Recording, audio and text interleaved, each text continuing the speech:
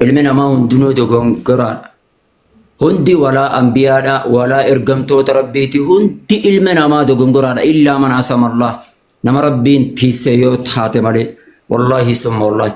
Ammoo garuu irra caalaan ilma namaa nama dogongora ofii beekee gama rabbii toobaa deebi'ee dogongora ofii beekee mirkaneeffatee jen naam. Haati manaatiiti iyyaa anaaf haadha manaati. Arrammoo gocha akkasii maaliif raawwatta jedhee yooran ofirraa ari'e yookiin yooran ofirraa ishiidhaan loleenii deem isin barbaadu jedheen gaafa rabbiin guyyaa qiyaamaadha deem atis rahmata kiyya irraa deem yoo naan je'oo tokko san lammaffaa amaanaan nabi Muhammad alayhi salaatu wassalaam nabi Muhammadiin awwala gaafa duniyaa tanarraa deeman qalbiin ishii laaftuudha. Dubartiin akka burcuqqootiyan akka burcuqqoodhaa daftee cabxi waan daftee cabxu tana gaayoo daranuu haa urrooytu jettee ati waa goote gaarillee miti sirrillee miti jecha nabii san kan yaadde darbe. Ammas bultiin tuni obsan nama feesiti bultiin waan dogongoro xiqqoodhaatiif jecha خاني يوكين حتى شريعة يستو أنكاو سلا أسو ظاهران تس أور الله تسلا ظاهران سكقالو ما توجه تته شريعة وفر رادة باهي خاين جتوار أدبي خلنا في جتماله أدبي رخاء جتماله وخاني في الرجسا ينجت أجيب هذا أكا قرآن اللي جوت اللي كشريعة تتله كونخان أمو سنر راكان كه دوغونغور إشيدا إيفا مغافت تجل yoo laaltan deemtanii Facebook jala seenuu dandeessanii ofittillee beeytee bakka anallee ani achi dura viidiyoon tun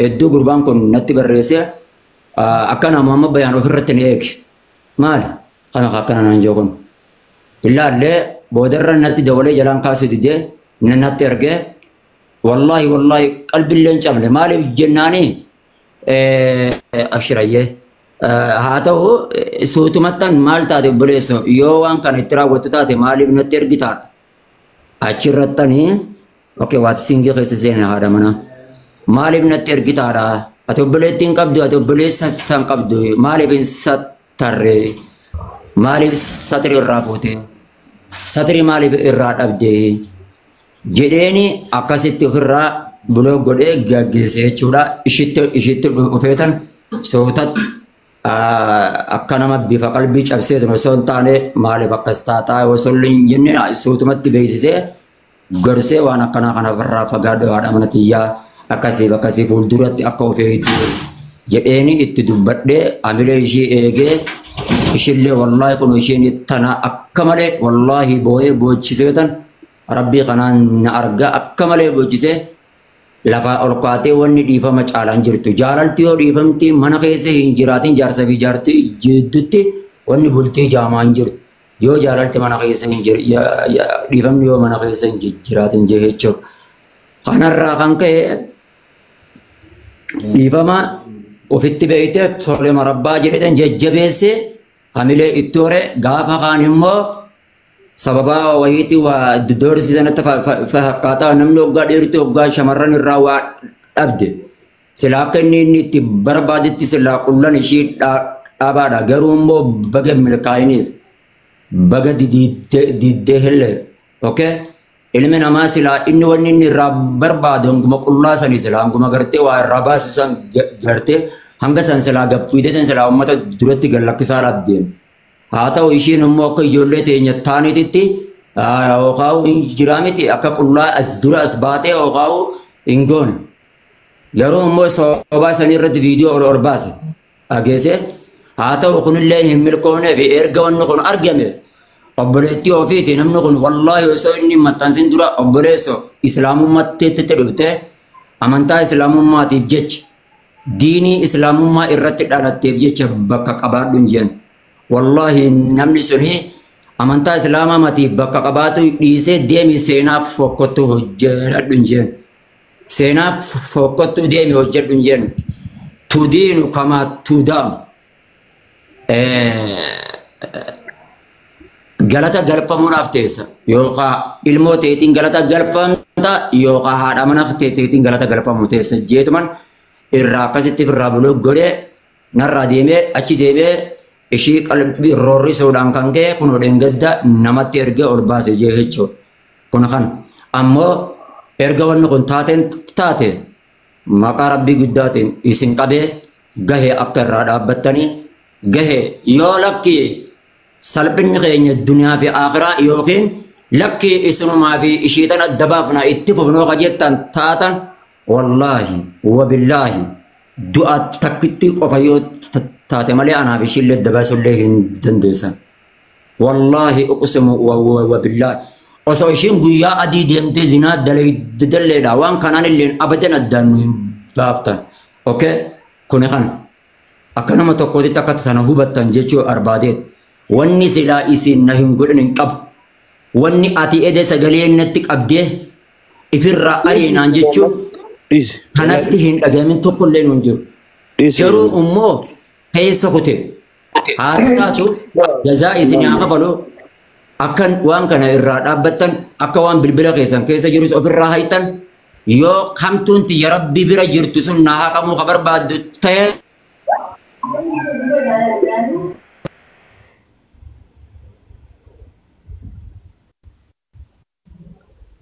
jara keenya assalamu alaikum. Ibsa sagaleen tasaa sagaleen diyyanii jirtimi. Assalamu alaikum. Waalaikum salaam warahmatullahi wabarakatuh. Amma deebitee Muhammad ni jirti dhiisii firraatti tana waan irraa waawwaatuun qabdu uummanni. Kanaaf amma ishiinilleen alhamdulillah viidiyoo takka illee dalaydee jirti wallahi takka akka irratti hin gammanne nin galaa jechaa jirti fedha rabbiitiin wallahi gammachuun tana na caale yeroo nin galaa jetteellee beeksisallee dubbattee jirti viidiyoo san feesbuuk ishee jala seentanii dhaggeeffatullee ni dandeessanii kanaaf rabbii qiyyaaf jalannaa goo akkanaaf ishii yeroo dhiyoo keessatti baatii ramadaanallee as deemaa jira dhiisaa irrattillee hin durunaa dhiisaa hin dubbatteenaadha akka unqaa'u iftaan keessatti yoo rabbi biraan taate iftaan keessatti akka ishiinuu dhuftee Itoophiyaa itti buutu rabbiin haala naafaa mijeessu akkana inshallah ibsa abbaa jalalaatee min kadhaa dubbadhaa ibsa. Galatoomii Ustaaz Ba'anii ulfaadhu hin cinqamini waliin an siidhaamu ittillee uummata kanattillee wawwaatin jaalalti furrii wajji dhageesse waan jaalatan waan fadhee wajji yoo dhugaan jaalalti dhugaa taate oduu akka shari'attuu ilaaleen akka jaalattu yoo ilaalan waan jaalataniif ni du'anillee isin kanan beektan waan ta'eef sinii galee maaltu isarratti raawwatamaa ture namichi kun isa jala ture wanni kun akka isaan galma hin geenye nama jala dalagaa turan isaa wajji sirriitti naasee kara keessatti sinillee jechuudha. Namumti jara kanan adda diiga je'ee amata meeqa bara eega ol fuudhanii as ittuma jira inni. Maama baaniif hin galin malee eega viidiyoo irraa waraabbatee dhufee isa as bokkoodhaaf akka maama baan rifatee tan hiika je'ee achi utaaluuf itti fidee malee isa nama darreessa'e malee namichi turee jira. Wani takka godhuuf tarii kara tokkotti khayriidhaa fi tarii kara tokkotti badii fakkaattee dhufti. Ishuma tanaahu kam tokko irra jaalatu ishuma ibsuuf dhufti beekadu dubbiin takka takka. Sini galee kanaafuu wanni isin beekuu qabdan qabsoodha. Maama baanin ardhaa miti keessaa walitti haasawaa tura wala sabukkaa turan jechuudha. Qabsoodha. Waan inni yoo keessan naan jiru mucaan kun keessan naan jiru sinti mee wallaa miyyoo tana maama baanii miti anin dhiisuun jaakam akka inni dhaaddannoo inni dhaaddatun. Maama baanii miti anin dhiisuun jaa akka inni haasawa mucaan sun keessanatti haasawa jechuudha. Aboo an waan hin qabu. Dubbii jirtu akkana ati maal jaartii namarraa barbaadda duris nu maarree godhe duris isin bara kana nuti bara warra jimma akkas maarree godhe waan inni natti haasa'u unkwaan mamma baanii miti wallaahi watarlaan isin injee bara anin dhiisuu sii galee yoo mamma baanuu dhiise nuti hin dhiifnu na jechisuun jechuudha. Kanaaf wanni isin beekuu qabdan jaalalti furrii waliini ishiifis barumsa taati. Isallee tana dura akkati rabbashisiisaa ture isa kana ta'uu dhalaa jechuun ni beektan akkuma harmi ishii gadi qalbiin ishii gadi ilmi namaa kan shawwadamne hin jiru keessa fuugaa kan aadaa laaligaa isaanis dubbataan turen biyya alaatti nama sossobaa turte malee wanni takka irrallee hin bareettu irrallee waan hin jettu si galee dhalaan gurri ishii banaadha ogga biyya alaa jan abbuma feete mee fida haadha ilmaan sagalee ni baafta biyya alaa maqaatti dhootte sin baasatteen jaarsoon emansiifti gaafan achi dhaqeen isa san jalaa kaadee sillee achi baafadhaati amma usiituma walumaan jira jannatte dhalaan jaarsoon ni emansiifti kana beekaa jaarsawu rakkoon qabu nan janaajjanaa hogga achi biyaanen isa jalaa bee sillee baafadha okkee jaan jaarsinu kana namaa beekuu dadhabdanii namarratti sin duurina innis waan fidus hin qabu maama baan wannan sidaamu ifin cinqin wallahi itti ifin cinqin maal ennaani murtee mataa keetii likki jirtaa akkamatti deem akkuma likki jirtu kanatti deem jaartin tee jaartii teeti sii galee namni akka keetii kabiyya keessa jiru yookaan Saudi Arabiyaa jiru sin daffaree kuni akka Itoophiyaan akka Ameerikaan Itoophiyaa daffarteeti beekatu waladda paawara biyyaatiin si daffaree malee namummaadhaan si daffaree takka hin qabu waan si caalee wanni itti haasee wanni ta'e takka hin qabu kanaafuu namni biraatilleen wanni kana ajandaa godhatanii wuuy udurataattis maarreettaniif hin jirtu Ghafuurur Rahiimi inkaan tana dhiisiti yoo ati namaan araaramne akkamitti rabbiin si araarama yoo ati namaa dhiifaman godhe akkamitti rabbiin dhiifama sii godha sii galee namni barate faan bakka tanarratti namni tokko dhiifamannaani achiran tarkaanfadhannaani akka waan kufriiti jara keenya kara bira amantitti illee fudhattan kanaafuu araarama barbaada yoo namaaf araarame akka shari'atti illee fudhatama qaba waan ta'eef namarraayis gabbu'aadha miyyoorraayis gabbu'aadha miyyoon teenya jaartii teenya jaartin tanaa miti jaartii namata jaarsa jala deemte nama biraa jala deemte ta'uu nama qurxaadhaan qabuufne ni beeyna nuti qurxaadhaan jechuun jaartuma namaatu biyyatti nama biraa jala ka deemte oduma jaarsa waji biyya takka keessa jiran biyyuma takka keessatti akkana hundaa jira akka waan guddoo takka gootanii isa rabshaan irra hin daabinaadha please miyyoo sanii jecha miyyoo amantii san nutti as dhuftee sanii jecha xiqqeenya amantii teenyarra keessatti labsamaa jiru odoo nama kiristaanatiin ta'an maata kanatti hin fakkaatu ture garuu wanni arraan tana musliima irratti akkoo kana raawwatu amantii teenyallee xiqqeessaa jira please waan kanaa jecha miyyoo biras dhaabbadha mee arraan tana dardarri faan keessafu mee ka diyaaspoora deema jaartii ammaa kana oduma wanni kun ta'ee arguu laalteen agartan jaartii miskiinaa janajjana mee biyya keessa ka jiru ati ka tujjaara ka jaarsi ishii miskiinaa janajjanime mees jalaa calliftu dhalaan tun qalbii dhalaan beeytanii akka nama qalbii dhalaan beeynen ta'ina dhalaan kanuma biyya alaa jiruu fi kanuma waa qabuutin sun dhuguma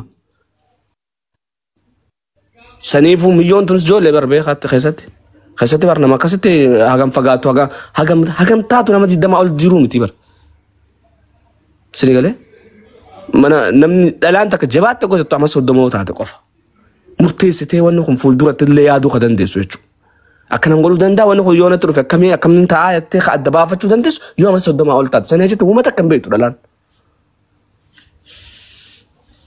ammas shari'aa qabataniif hin shakaraniis hin jirtu hin dogoggoraniis hin jirtu hin qaxaniis hin jirtu sii galee nutummaa musliimaa keessatti dhalannee guddanne kun dhalaan teenya jechuun maal akka keessa maal dalagaa jirtu hundi keessa laaltanii agartan tana qofaa miti waa meeqa dho'isineetuma teenya amma namni meeqattu keessanitti dhufee waan tana ol baasi jaa tana ol baasi naan jaa inni akkana godhee maallaqana irraa nyaatee akkatti na waraabbate kana ol naa baasi naan jaa no hin ta'uun jaanan ilmoo qabaa ammucaa kana sarbisuu hin feenen mucuma kana haa gabbaasee irraa haasa'u hin feene hoggon laaluu akka waan mamma baan kanaa wallolanii inni baasee akkas fakkeessan dubbii oduma oofanii hanni eessa bade jechuurraa mucaa kanaa gabbeesse malee sila achumaan shaffanuu qabna ture inni immoo nama akkasiitillee miti ani sallee keessan dubbisee ture maal feddanfaa jaabar beekatiin godhee jaa akkuma isin dhageessan sane beekatiin godhee bakka akka inni beekaa jaartii tana xiqqeessinee miyyoon tun akka inni illeen uummanni keessanis itti ka'ee isa irraa qabatu sini galee saayinsiin isaa akka bakka miyyoota qalama dimnee inni sheeninis dhiisee bakka maqaa ishii balleessuu qaba maaliif sababbiin mamma baan dhugaan na jaalataa nama akka na jaalatu dhabuun ta'uu naan jetteet waadaa walii seen natti garagaltee akkana jaa mee takkaa dhageessanii zamanun akhir namni jaartii namaa dubbisee jaartii na dabsi baasuudhaan maaliif akkana gootee hojjeen akkana namaan jedhu wallaahi yoo nallee taate ega inni akkasa jaartii dijan baasa jedhee deeme wallaahi inuma hin baasuun inuma gad hin dhiisuuf abadan jechuudha. Kanaa jira wanni jirtu kan akkasi beekati akkasitti subadhaa fi miyyoodhas idirratti hin duulina mama baanis miyyoonis ibsa gabaabaa kan ta'e amma akka nama keenyatti yoo taate akka nama saahiba mama baanitti akka nama itti dhiyaatu mama baanitti akka fira mama baanitti yoo taate miyyoon yoo rakkoon maallaqaa jiraate nu gaafatte galtee isaan waliin akka jaarsatti akka jiraattu barbaanna nuti. Qotaa waan kanaati miyyoon tun yoo qotaa waan kanaati kaateen matti hin galle dhugumatti mama baanis hin jaallatu. Ani isa duratti isaan jaallan. Qotaa namicha kanaati yoo kaateen galle dhugaan isin hin jaallu. Qotaa qaallicha kanaati jecha yoo kaateen galle mama baanis hin jaallatu. Antana qurxii isima dura taa'eetin himu. Maaliif ennaani yoo dhuga ibsa video dalaydee jirti video ishiidhaa dhaggeeffatuu ni dandeessanii Facebook irratti gallakiftee jirti. Akkamitti akka galuu qabu fi kanallee gallakiftee jirti ibsa. Yaa galuu qabdi wanni jirtu sanii ati sanumarratti hojjedhu akkaataa ishiin galchuu dandeenyu irratti hojjedhu waan gochuu qabnu yoo waa jiraate nu dubbisi walmoggaa jirraa jechuudha. Siigalee dhaaddannoo hedduudha. Dhaaddannoo hedduu deema waan jiru sin garsiisa nuu keessanuu sin garsiisa. Siigalee nan aaree waan akka nama tokkotti wallaahi lazim na aarsa beektaa. Khiyyaan maafii aadaa jabaadha akkasii sinirraan irraa gabbu'a. Ayyee assalamu alaikum warahmatullahi wabarakatuh. Ustaaza aada mana keessan galchaame boonii barreessaa jirti wal seensisaanii.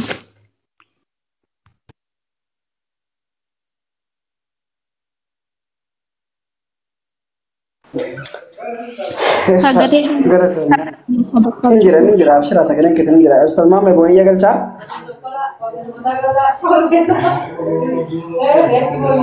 mi'uutii firraa kaasaa mi'uutii qabatanii jirtan mi'uutii firraa kaasaa abshirayyee inni lammaffaa mamma baan asumarratti waasii jechuu barbaade mana kiyya maan taane mana kiyya jechuu feemasoota walaa feemasoota asirra jiru kana gartee mana tokko itti ajandaa fitti nama ifatin mana kee banadhuu yaada kee kanni dhageesse nama tokko abshir waan asiin jawan abshir tanaayin beena qaali namaa ilmi namaa namatti taphatu barbaada waan ta'eef abshira.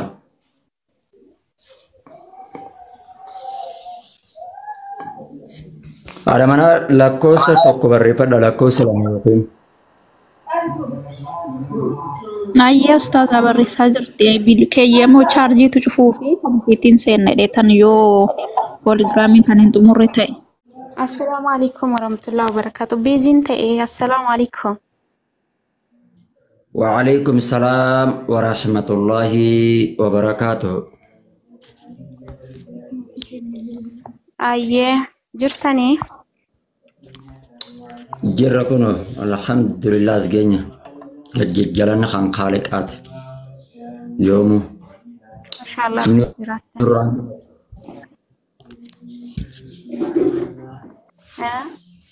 Abu Yahya barreessa lakkoofsa jalatti booni yoo deebite rambara dubara jaan ani booni dhabarmaan sagalee kiyyaaf kan seenaa addan baastotis akkuma wayya qoy adda baasee la gabbate naan jettee bar afwan gabbaatee reefu sammuu keessa qabatee jira. Okay, ai deebiira. Assalamu alaikum warahmatullahi wabarakatuh. Ayya. Akami nagaa qabda? Hayyee. Wallahi nagaan qabaani alhamdulillah. Jirtu? Nagaa qabaadhu ammallee mataa wal qabiitee jiraadhu takka sittin dhagaamin akkanatti maazara kaayyadhu ilaal. Fataa zanaa jee ilaal akkanatti firraa shoob ofirraa jee adde ogeessa. Akkasii dubbiin. Ilma namaatiif yoo mataa gadi qabde. Keer godhaa namoota daaru nama barbaadaani. Ogeessa? Ayyaa. Akkas. Ayyee inshallah. Manzaratta guyyaan itti qayyarattu bitadhuuti ilaal akkanatti firraa laal. Nas akkanatti ilaalaatu moo firraa laal jiraadhu. Ogeessa? Jira keewwataa'uma jirra yeroo hunda. Ni jira keewwataan jira ammoo mallee keewwadhee taa'aa jira. Wallahi bar si jaalatu. Namni na jaalatu hedduudha wallahi. Argine. Ani ko ማለት waan na jaalatanii fakkaana na dultan malee osoo na jibbitanii bakka jiru iyyuu na jaalattan natti fakkaata. Akkasii namuma jaalatanii irraa haasa'u bar. Garuu baay'ee immoo namoota hedduun beeku beekti isaantu na beeka malee. Isin hin beeku garuu rakkoon waan isin hin beeku dhabuu kiyya. Wanni gaariin immoo isin na beeku keessanii badhaam xiruna. Bakka kana እንደውም jechuudha abbaa mana kiyyaatillee naaf galatoomii guddaasaa galatoobii guddaasaa ulfaadhu itti aansuudhaan namoonni garuu waan namiidhaan itti fakkaate anaaf carraa bareedaa hawaasaa jiru እንደውም jechuudha. እንደውም amma kee jaarsi garuu beektanii. Anas immoo akka namiidhaniitti Tila akkuma yookiin boo'icha qiyyaa fi akkuma hiyyeessa qiyyaa laalaniiti habaaragee yookaan miyyoo tana dhiisu ijaani angaruu yoo du'a taate qofa duuti silaa osoo naa danda'amu osoo rabbiin ka dandeessisutti taate silaa bakka takkatti guyyuma tokko naafisillee fuudhee laaduma tokko silaa waliin qabrii silaa seenneen barbaada. Akka yaada kootiitti silaa akka jaalalan siif qabuuti. Akkan jaalala siif qabuuti. Anaaf Abshir wabbaa mana kiyya. Abshir. Siin jechuu Rakkoon bara uummata rakkoon hin jiru ani jechuun ani nama miidiyaati. Miidiyaa kana niin beeka. Ani nama waan ganaatiif illee jedhee nama mataa kiyya gadi cabsee yookaan immoo waan akkana akkasii jedhu tokko illee hin jiru. Dogongora uumameef is okay in dogongorre jechuutti hin jiru. Garuu uumamu bakka jireenya namarratti dogongorri tokko inuma dhufa jechuudha. Namni ani qulqulluudha. Namni ani dogongora hin qabu ka jedhume gadi ba'ee narraa dubbatu. Namni hundumtiyyuu dogongorri isaa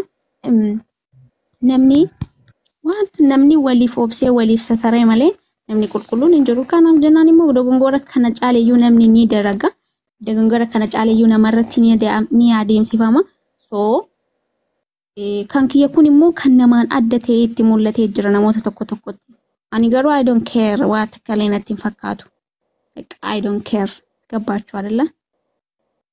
Isiniyyuu dhugaa dubbachuu fi jaalala jaarsi ishii jaallatuyyuu reef sirriitti hubattee bartee jechuudha. Jaalala keelleen hundatu beekee inshallah jazaakallahu khairan atillee ulfaadhu galatoomi siin jenna ustaaza keenya qaalii fi gaarii. Hagam akkati mucaa kana jaallattu kan jechaan gochaa turte caalayyuu kanati jechaan hojjetaa turte caala kanatti gochaan agarsiifte kanatu nu boonsee galatoomi ulfaadhu siin jenna. Jaalala ati dhugaan jaallattu immoo ummata hundatu siif beekee siif bareedleedha. Isinillee nama hunda caalayyuu isinillee namoota galchii beekteen siin jedha. Namoota galchii nama galcheedhaa jirti.